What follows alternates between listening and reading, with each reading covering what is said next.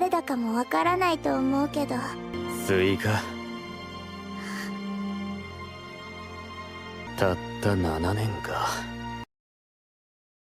Suika starts gathering statues of all her friends, one by one. She then starts looking for revival fluid, believing that someone from her team must have 1 or 2 vials remaining. As a result, she heads to meet up with Francis and the other. She then looks for the remaining vials of revival fluid, but to no avail.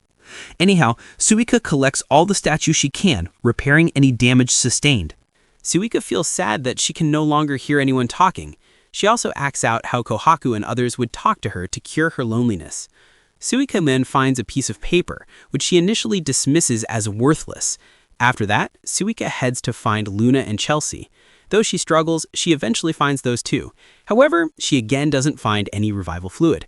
She finds a map of the local area on Chelsea's statue. Since Suika couldn't find any remaining revival fluid, she starts thinking, I'm going to be alone until I die. However, she still doesn't give up.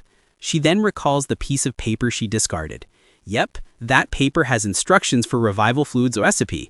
She reads the instructions carefully, but she hardly understands anything.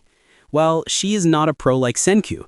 Despite the setbacks, she tries one of the methods from the paper. By the way, there are 3 ways to create nitric acid, and she tries 2 of them but fails despite her best efforts.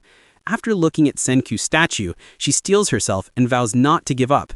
With no other choice, she chooses to use the 3rd method, which requires both a year and a lot of animal feces. Thus, she starts collecting literally the poop of animals, and she also heads to where a bunch of birds inhabit and collects their poop too. She then starts the process of making the revival fluid. She starts experimenting with the recipe, and she resolves to keep trying. After a lot of hard work, the process finally shows some progress. However, a sudden rain washes away all the work she has done, forcing her to start all over again. Even then, she doesn't give up and continues to work diligently. Meanwhile, Senku continues his counting while being petrified. Eventually, after a long 7 years, Suika succeeds with the recipe. The drop of the fluid finally falls on Senku. Now Suika has become a grown-up, saying, I bet you don't even recognize me. But Senku proceeds to praise her for having worked beyond his expectations. In the end, that clumsy little girl actually became the MVP of the series.